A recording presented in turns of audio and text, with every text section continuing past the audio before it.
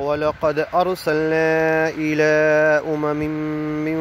قبلك فأخذناهم بالبأساء والضراء لعلهم يتضرعون فلولا إذ جاءهم بأسنا تضرعوا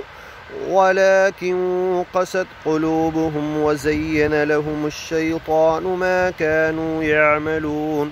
فلما نسوا ما ذكروا به فتحنا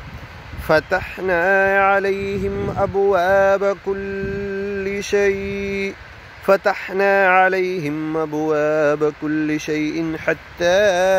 إذا فرحوا بما أوتوا أخذناهم بغتة فإذا هم مبلسون فقطع دابر القوم الذين ظلموا والحمد لله رب العالمين قل أرأيتم إن أخذ الله سمعكم وأبصاركم وختم على قلوبكم من إله غير الله يأتيكم به انظر كيف نصرف الآيات ثم هم يصدفون قل أرأيتكم إن أتاكم عذاب الله بغتة أو جهرة هل يهلك إلا القوم الظالمون وما نرسل المرسلين إلا مبشرين ومنذرين فمن آمن وأصلح فلا خوف عليهم ولا هم يحزنون والذين كذبوا بآياتنا يمسهم العذاب بما كانوا يفسقون قل لا أقول لكم عندي خزائن الله ولا أعلم الغيب ولا أقول لكم إني ملك إن أتبع إلا ما يوحى إلي قل هل يستوي الأعمى والبصير أفلا تتفكرون وأنذر به الذين يخافون أن يحشروا إلى ربهم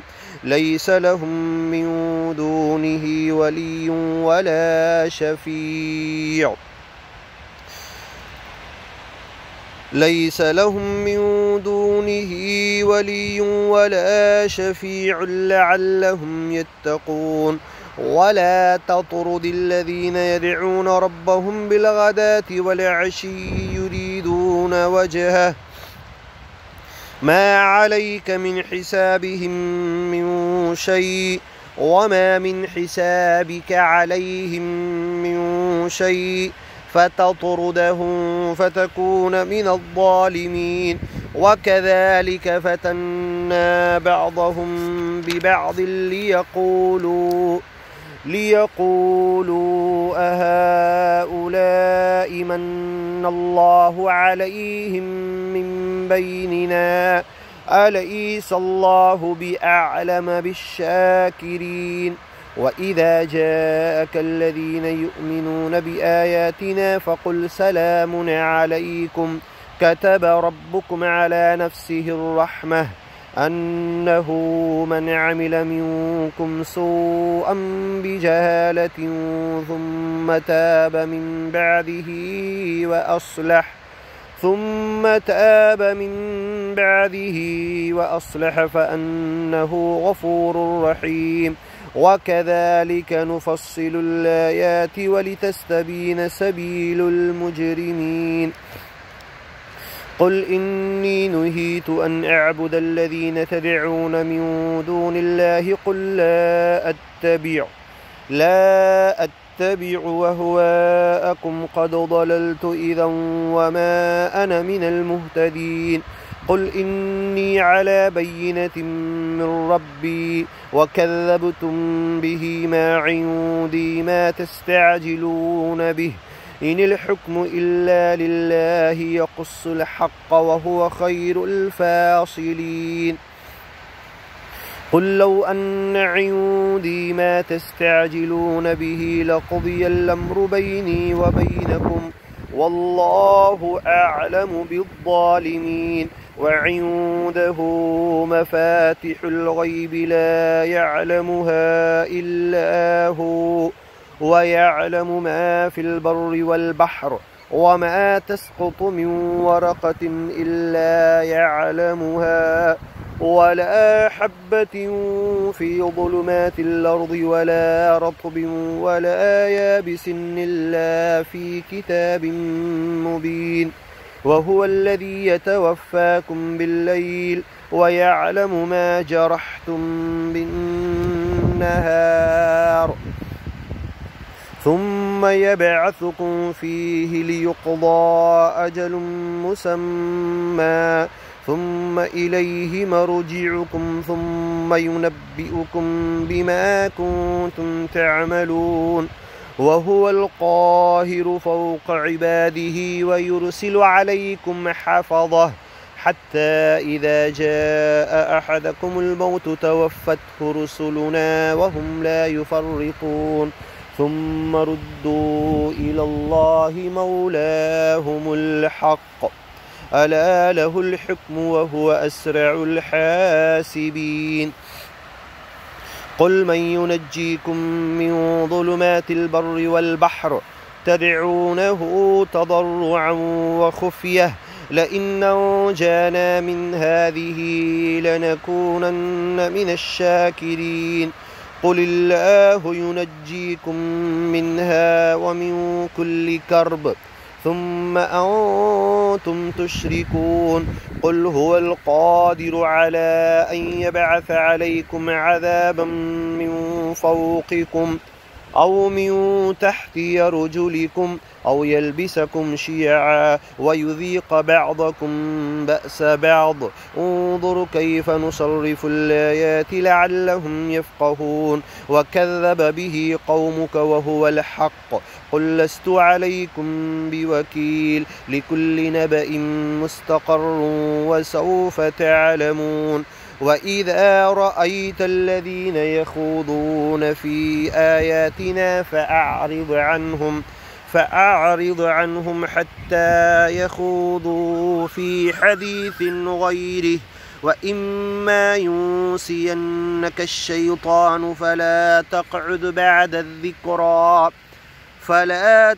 بعد الذكرى مع القوم الظالمين وما على الذين يتقون من حسابهم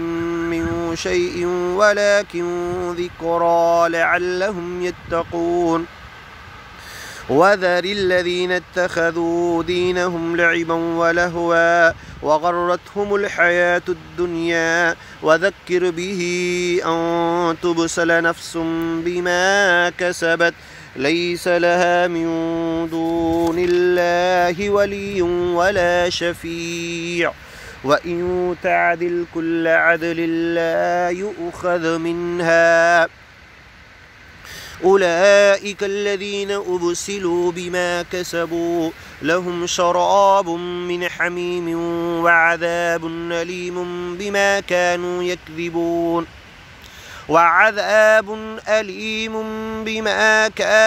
يكفرون لهم شراب من حميم وعذاب أليم بما كانوا يكفرون وذر الذين اتخذوا دينهم لعبا ولهوا وغرتهم الحياة الدنيا وذكر به أن تبسل نفس بما كسبت ليس لها من دون الله ولي ولا شفيع وإن تعدل كل عدل لا يؤخذ منها أولئك الذين أبسلوا بما كسبوا لهم شراب من حميم وعذاب أليم بما كانوا يكفرون قل أندعو من دون الله ما لا ينفعنا ولا يضرنا ونرد على أعقابنا بعد إذا هدانا الله كالذي استهوته الشياطين في الأرض حيران له أصحاب يدعونه إلى الهدى ائتنا قل إن هدى الله هو الهدى وأمرنا لنسلم لرب العالمين وأن أقيموا الصلاة واتقوه وهو الذي إليه تحشرون وهو الذي خلق السماوات والأرض بالحق ويوم يقول كن فيكون قوله الحق وله الملك يوم ينفخ في الصور عالم الغيب والشهادة وهو الحكيم الخبير وإذ قال إبراهيم لأبيه يا آزر أتتخذ أصناما آلهة إني أراك وقومك في ضلال مبين وكذلك نري إبراهيم ملكوت السماوات والأرض وليكون من الموقنين فلما جن عليه الليل رأى كوكبا قال هذا ربي فلما أفل قال لا أحب الآفلين فلما رأى القمر بازغا قال هذا ربي فلما أفل قال لئن لم يهدني ربي لأكونن من القوم الضالين فلما رأى الشمس بازغة قال هذا ربي هذا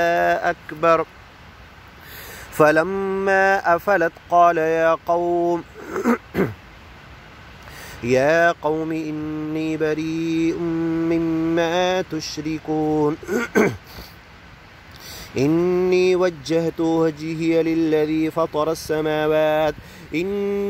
وجهت وجهي للذي فطر السماوات والأرض حنيفا وما أنا من المشركين وحاجه قومه قال أتحاجوني في الله وقد هدان ولا أخاف ما تشركون به إلا أن يشاء ربي شيئا وسع ربي كل شيء علما أفلا تتذكرون وكيف أخاف ما أشركتم ولا تخافون أنكم أشركتم بالله ما لم ينزل به عليكم سلطانا فأي الفريقين أحق بالأمن إن كنتم تعلمون الذين آمنوا ولم يلبسوا إيمانهم بظلم أولئك لهم الأمن وهم مهتدون وتلك حجتنا آتيناها إبراهيم على قومه